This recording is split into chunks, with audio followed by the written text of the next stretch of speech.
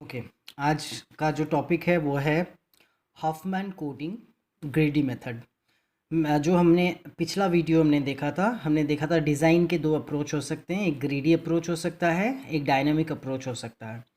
तो उस ग्रेडी मेथड का एक और एग्जांपल हॉफमैन कोडिंग के साथ। हॉफमैन कोडिंग कहाँ काम आता है? डेटा कंप्रेशन कब करना पड़ता है? सपोज तुम डिवाइस ए से डिवाइस बी या फिर इंटरनेट के थ्रू कभी कोई डेटा भेजते हो या फाइल को तुम जिप फाइल बनाते हो, तो तुम्हें क्या करना पड़ता है? तुम्हें डेटा को कंप्रेस करके छोटा, ताकि वो कॉस्टिंग कम पड़ जाए हमें, है ना? तो ये एक एग्जाम्पल के साथ हम लोग हॉफमैन कोडिंग समझने वाले हैं।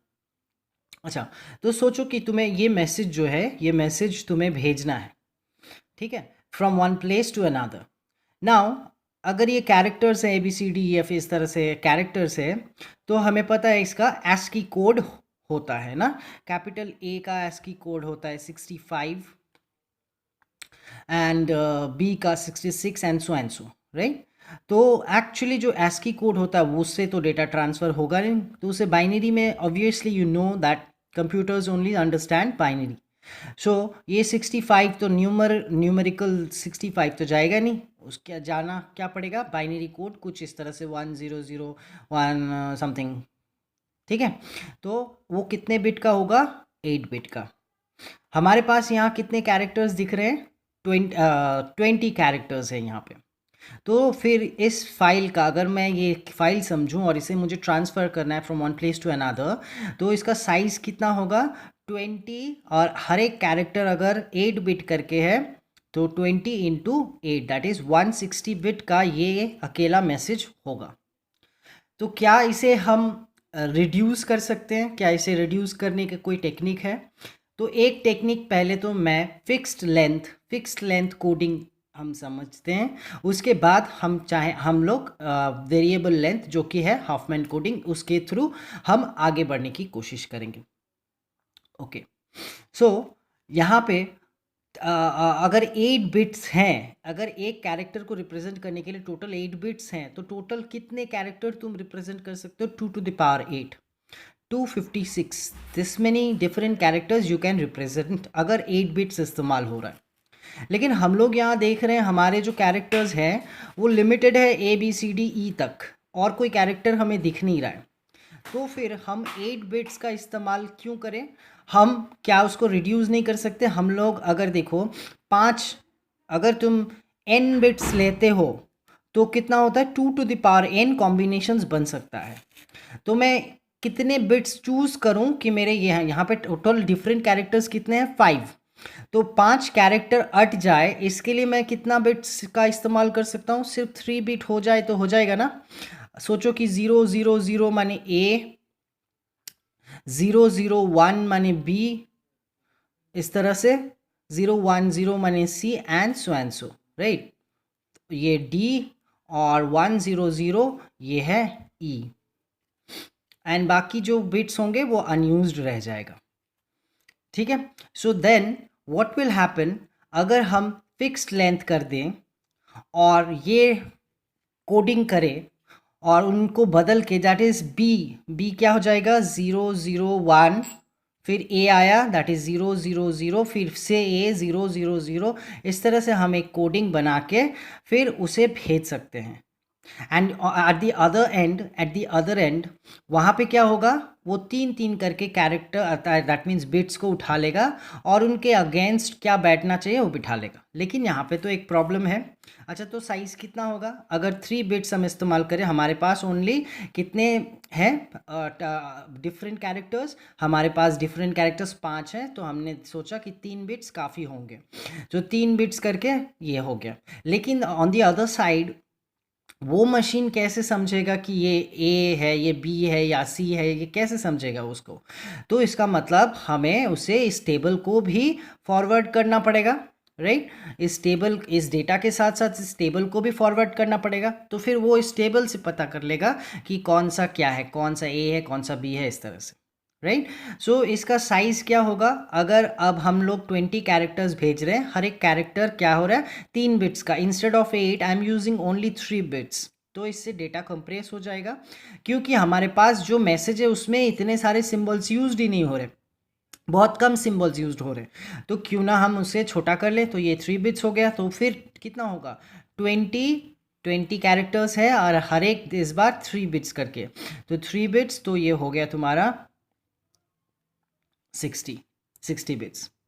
और ये टेबल भी तुम्हें भेजना है ना, तो ये टेबल कितना होगा, देखो this corresponds to this, that is A का दैट मीन्स ASCII वैल्यू, तो ASCII वैल्यू में तो 8 बिट होता है, तो यहाँ कितने होंगे 8 बिट, दैट इज 8 बिट 5 हम भेज रहे हैं 40, और यहाँ कुछ बिट्स हैं, है ना, 3 इंटू 5 दैट इज 15। तो टोटल जो साइज होगा इसका, जो 160 बिट्स लग रहा था, अब हमें बहुत कम, दैट इज ये हो गया 115 कैरेक्टर्स बिट्स लगने वाला है। तो ये तो हो गया हमारा फिक्स्ड लेंथ वाला बात। लेकिन हॉफमैन कोडिंग क्या कह रहा है ग्रीडी अप्रोच से, वो क्या कह रहा है, वो कह रहा है क्या ज़रूरत है ये करने की, तुम्हें ये फिक्स्ड नहीं भी करोगे तो चलेगा। दैट मीन्स हो सकता है ए का कोड हो 00, बी का कोड हो 01, सी का कोड हो 110, दैट मीन्स ये फिक्स्ड लेंथ अब नहीं होगा। तो फिर फिक्स्ड लेंथ नहीं होगा, उसका फिलॉसफी क्या है, वो हम लोग हॉफमैन ट्री बना के एंड देन हम लोग आगे जाके समझते हैं। ओके, सो जैसे कि हमने एग्जांपल में 20 कैरेक्टर्स लिया था, अब क्या करना है, एक टेबल बना लेंगे और वहाँ पे कैरेक्टर्स जो भी ABCD सब लिख लिया, number of occurrence that is a कितनी बार ऑकर करता है, बी कितनी बार, वो मैंने लिख लिया है। तो सिनेरियो कुछ ऐसा है। अब इसमें से हम एक हॉफमैन ट्री बनाने जा रहे हैं। हॉफमैन ट्री कहता है कि take the lowest two weights and make a larger tree. So what will you do is, देखो यहाँ पे हमने D को ले लिया और 2 लिखा है, और हमने E को ले लिया और हमने 2, क्योंकि लोएस्ट 2 वेट्स यही हैं। ठीक है, अब इन दोनों को मर्ज करके हमने जो बनाया 2 + 2 विच इज़ 4। ठीक, now next to lowest, so you have taken D and E, so it's gone, so now you have A, B, C and also this weight, you have to consider this weight as well। ठीक है, तो C 4 है और ये वाला जो बचा हुआ है 4। तो whenever you will draw the tree you will have to keep in mind, जो कि स्मॉलर वेट होगा वो लेफ्ट में बैठेगा, जो ग्रेटर वेट है वो राइट में। Since both are 4, so right now it doesn't matter, so that means I have taken C and the 4 and the weights, these two weights, that is 8, right? अब ये भी हो चुका है। अब लोएस्ट टू वेट्स क्या क्या है, ये दोनों हैं, देखो ये 8 है। अब क्यूमुलेटिव जो ऊपर वाला होगा उसे, उस वेट को कंसिडर करोगे, इसको अब नहीं। तो हमारे पास अवेलेबल है 7, 5 एंड 8। तो लोएस्ट टू तो 7 एंड 5 है, तो पहले तो इधर मैं ड्रॉ कर लेता हूँ। तो what is it, the B का जो है 5 and then what do we have A which is 7, तो 7 + 5 विच इज 12, ये हो गया। अब देखो ये सब ले चुके हैं, अब हमारे पास अवेलेबल दोनों है, ये वाला, तो इनको भी मैंने ज्वाइन कर लिया एंड इनके वेट्स को मैंने, राइट। तो ये जो बॉक्सेस हैं ये है लीफ नोड, जिनके कोई चाइल्ड नहीं होते, है ना, और ये इंटरनल नोड्स इसे कहते हैं। तो अब इसके ऊपर हम लोग एक कोडिंग डाल देंगे। कोडिंग क्या होगा, कहीं पे भी किसी नोड पे रहोगे तो लेफ्ट में 0 एंड राइट में 1 कर दोगे, तो इसका लेफ्ट में 0, इसका राइट में 1, और इसी तरह से इसके लेफ्ट में 0, इसके राइट में 1, इसके लेफ्ट में 0, इसके राइट में 1। याद रखना है हमें, जब ये ट्री बनाएंगे, इस ट्री को बनाने के समय हमें ये ध्यान रखना होगा, छोटे वाले जो वेट्स हैं वो लेफ्ट में और बड़े वाले वेट्स वो राइट में। तो ये अब इसका क्या होगा, इसका कोडिंग हमें भेजना हो, सॉरी इसका अब कोडिंग बनेगा, ए का कोडिंग। सो कैरेक्टर एंड उसका जो कोडिंग है वो हम निकाल लेते हैं। सो ABCDE,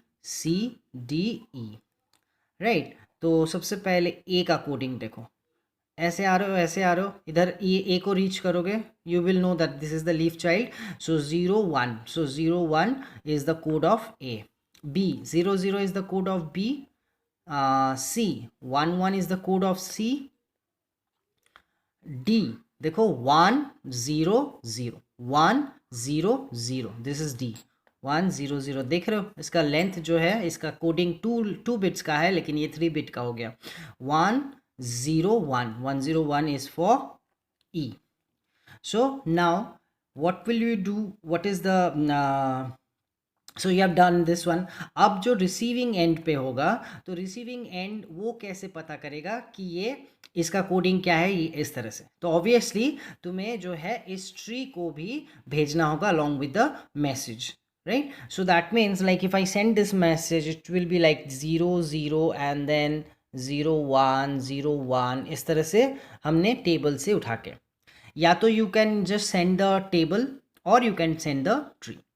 नाउ ट्री तो इस तरह से होता नहीं, I think all of you know that ये तो एक कॉन्सेप्चुअल लेवल पे होता है, लेकिन ट्री हम एरे से भी बना सकते हैं, लिंक लिस्ट वगैरह से भी बना सकते हैं, लेकिन सीरियल ऑर्डर में इसका जो रिप्रेजेंटेशन होगा, लिंक्ड या एरे रिप्रेजेंटेशन होगा, उसी को भेजना पड़ेगा और वहाँ से वो पता कर लेगा, है ना। जैसे कि अगर लिंक्ड रिप्रेजेंटेशन है तो यहाँ info left child right child, तो इन्फॉर्मेशन में 20 and the left child will be this one and then the right child will be this one. Now how do I know whether I have reached a leaf node? If the left child pointer is null and the right child pointer is null, then हमें पता चल जाएगा कि अच्छा वो एक leaf node पे है। तो जब रिसीविंग एंड पे हमें तो ये टेबल, मैंने कहा या तो हम ये भेजेंगे या फिर ये, है ना। सो now C now what happens is कि हम अगर ये भेजते हैं तो वो कैसे डिकोड करता है इसको, ज़ीरो, तो obviously every time it will start from the root node, तो ज़ीरो से यहाँ गए, फिर ज़ीरो, क्या ये लीफ नोड है, हाँ, और डेटा क्या है बी, तो इस तरह से उसने बी रिसीव कर लिया। नेक्स्ट अगेन जब एक एंड हो गया, सो फिर से रूट में चले जाएगा, and then zero and then one, what do you we receive, ए, ख़त्म हो गया, फिर से चला जाएगा रूट नोड में, 0 1 अगेन ए, इस तरह से उसे डिकोड कर लिया जाएगा। So what will be the size of this thing? So now see a 7 times are there, and what is the bit, इसका इंटू 2 करना होगा, एंड देन 5 बी का 5 टाइम्स है तो उसका भी 2 बिट्स, इस तरह से कौन कितनी बार है उसको उसके बिट कोड से मल्टीप्लाई करने से we can get the total size of the message, right. Not only will this size matter, मतलब ये कैलकुलेशन करके तुम्हें निकालना होगा, बल्कि या तो इसका अगर यहाँ पे भी भेजते हो तो वही कैलकुलेशन होगा, एस्की बिट्स इसको अगर भेजोगे तो that is 8 into 5 along with how many bits each have, या फिर इस स्ट्रक्चर का जितना साइज होगा वो, या तो ये भेजते हैं या ये, जनरली ट्री को ही भेजा जाता है। तो ये है ग्रीडी अप्रोच है जिसके थ्रू हम लोग क्या करते हैं, डेटा को कंप्रेस करते हैं, that is what ever the size originally would be, उसे हम शॉर्ट करने की कोशिश करते हैं। Okay, thank you.